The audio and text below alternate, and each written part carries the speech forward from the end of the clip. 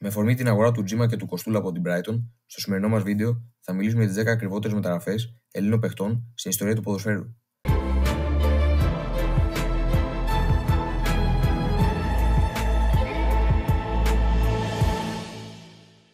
Τα τελευταία χρόνια το ελληνικό ποδόσφαιρο έχει ανέβει αρκετά. Παρακολουθούμε ένα ανταγωνιστικό πρωτάθλημα. Στην Ευρώπη, ο Ολυμπιακός κατέκτησε το Conference League, ενώ η εθνική μας ομάδα δείχνει έτοιμη να επιστρέψει στις μεγάλες διοργανώσεις.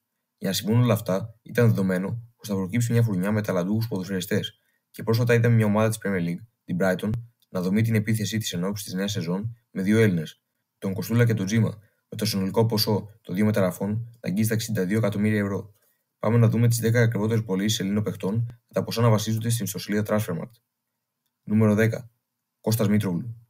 Ο μεγάλος Έλληνας σκόρερ, με σπουδαία καριέρα σε Ελλάδα και εξωτερικό, βρίσκεται στη 10η θέση της λίστας. Το Γενάρη του 2014, η Fulham αγόρασε τον Μήτρογλου για 15,2 εκατομμύρια ευρώ, με στόχο να τη βοηθήσει να παραμείνει στην κατηγορία.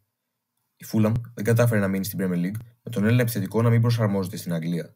Και μόλις 6 μήνες μετά την ολοκλήρωση της μεταγραφής, επέστρεψε ως δανεικός στον Ολυμπιακό και τελικά το 2016 πουλήθηκε στην Μπενφίκα, έχοντας καταγράψει ελάχιστες συμμετοχές με τη φανέλα της Fulham.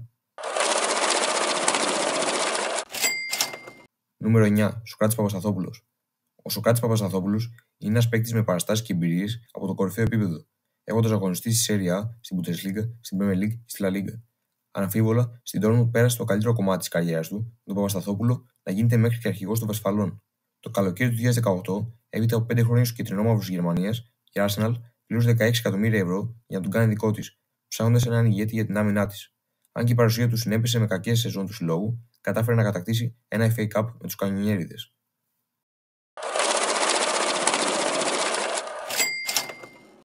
Νούμερο 8. Παναγιώτης Ρέτσος. Ο αρχηγός του Ολυμπιακού είχε πραγματοποιήσει μια πρωτόγνωρη για τα ελληνικά δεδομένα μεταγραφή, όταν σε ηλικία μόλις 19 ετών η γερμανική Bayer Leverkusen ξόδεψε 17,5 εκατομμύρια ευρώ για να τον αποκτήσει. Στο Leverkusen πήγε με τις δάφνες του Wonderkid, ωστόσο, όπως αποδείχθηκε, βιάστηκε αρκετά να κάνει το επόμενο βήμα στην καριέρα του και σε συνδυασμό με κάποιους τραυματισμούς που αντιμετώπισε, η καριέρα του στη Γερμανία τελείωσε άδοξα και η πορεία του με τις ασπιρίνες θεωρείται αποτυχημένη. Στον Ολυμπιακό έχει βρει ξανά τον εαυτό του και έχει σταθερά καλές εμφανίσεις.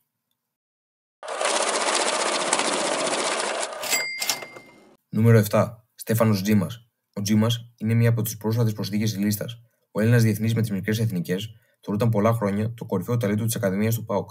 Το περσινό καλοκαίρι, για να πάρει πολλά λεπτά συμμετοχής, δόθηκε δανεικό στην Ιρεβέργη και ορίστηκε ως ρήτρα αγοράς ένα ποσό που στην αρχή έμοιαζε άπιαστο.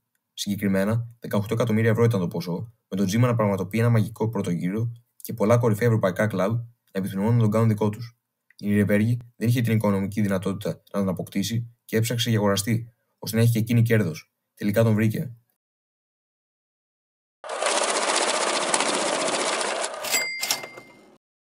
Νούμερο 6. Βαγγέλης Παυλίδης. Ο Παυλίδης είναι η πλέον πετυχημένη μεταγραφή του συνολικού Top 10. Ο διεθνής επιθετικός έφτασε το προηγούμενο καλοκαίρι για 18 εκατομμύρια ευρώ στον Ταλούζ και μέσα σε μια σεζόν έχει υπερδιπλασιάσει την αξία του. Με 19 γκολ στο πρωτάθλημα και 7 στο Champions League, σημειώνοντας μάλιστα και χατρίκα απέναντι στην Μπαρσελόνα, έγινε από τους αγαπημένους του Κερκίδας και όποια ομάδα θέλει να τον αγοράσει, θα χρειαστεί να δώσει πάνω από 50 εκατομμύρια ευρώ για να κάψει στο τραπέζι των διαπραγματεύσεων για αιτή τη Λισαβόνας. Αναμφίβολα, πρόκειται για μια σούπερ μεταγραφή για τους δευτεραθλητές της Πορτογαλίας.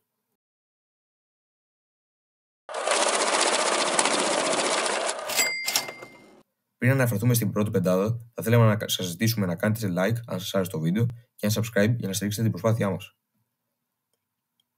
Νούμερο 5. Κωνσταντίνος Μαυροπάνος. Ο Ντίνος Μαυροπάνος ξεχώριζε από τις μικρές ηλικίες και είχε στραμμένα τα βλέμματα πάνω του από μεγάλα ποδοσφαιρικά κλαμπ.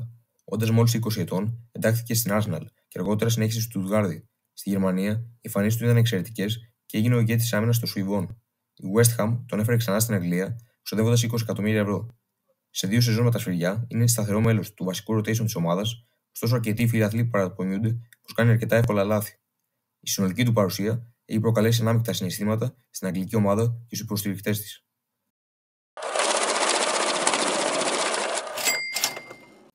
Νούμερο 4. Οδυσσέας Βλαχοδήμος. Ο Όντι δεν έπιασε στο Forest Ground και το προηγούμενο καλοκαίρι ήταν ανάμεσα στους πρωταγωνιστές μιας παράλογης μεταγραφής.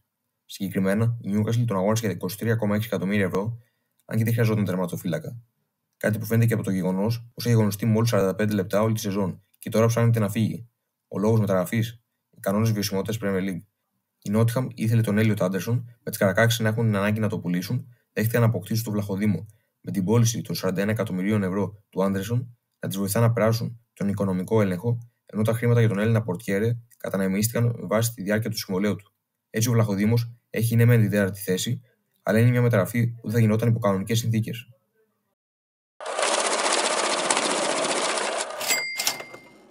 Νούμερο 3. Στέφανος Τζίμας. Ο νεαρός παίκτης είναι ο μοναδικός που βρίσκεται στη λίστα 2 φορές.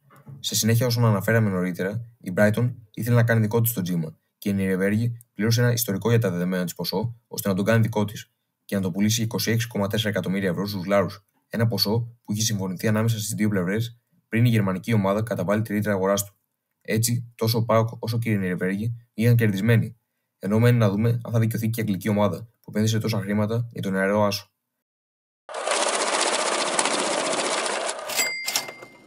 Νούμερο 2. Χαράλαμπος Κοστούλας. Στη δεύτερη θέση και η ελάχιστη απόσταση από την πρώτη βρίσκεται άλλη μια φετινή αγορά των Λάρων. Ο Μπάμπης Κοστούλας, ένας παίκτης που βρίσκεται στη λίστα μεγάλων ομάδων εδώ και πολλά χρόνια, μετά μια πολύ καλή παρθενική σεζόν με τον Ολυμπιακό, θα έχει την ευκαιρία να αγωνιστεί στο κορυφαίο πρωτάθλημα του πλανήτη, ενώ η μετακίνησή του στην Brighton είναι η ακριβότερη στην ιστορία από ελληνική ομάδα, με το καθαρά συμφωνημένο ποσό να είναι 35 εκατομμύρια ευρώ. Αναμφίβολα, θα έχει μεγάλο ενδιαφέρον να το δούμε να συνδυάζεται με τον Τζίμα, αλλά και πώς θα χρησιμοποιηθεί σε μια ομάδα ιδανική για την ανάπτυξη νεαρών παιχτών.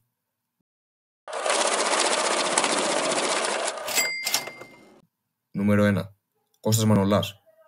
Στην κορυφή των ακριβότερων μεταγραφών Ελλήνων παιχτών βρίσκεται ο Κώστας Μανολάς. Ο Έλληνας αμυντικός αποτελούσε το σημείο αναφορά στην άμυνα της Ρώμα και είχε σπουδαίες στιγμές με τους Γιαλορώσοι, φτάνοντας μέχρι και τα ημιτελικά του Champions League. Η Νάπολη έκανε τον μπαμ και τον απέκτησε έναντι 36 εκατομμυρίων ευρώ το καλοκαίρι του 2019, με στόχο να δημιουργήσει ένα κορυφαίο δίδυμο μαζί με τον Κουλιμπαλί και να οδηγήσει του Παρτενοπέοι στην κατάκτηση Serie A. Τελικά ο Μανολάς δεν έκανε διαφορά και μαζί με την πτώση ομάδα μετά από μόλις 2 χρόνια άρχισε να χρησιμοποιείται όλο και λιγότερο, μέχρι που το Γενάρη του 2022 γύρισε στον Ολυμπιακό.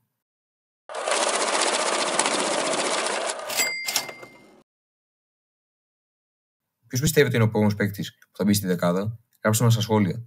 Αν σας άρεσε το βίντεο, κάντε ένα like, ένα subscribe και πατήστε το καμπανάκι για να λαμβάνετε όλες μας τις ειδοποιήσεις.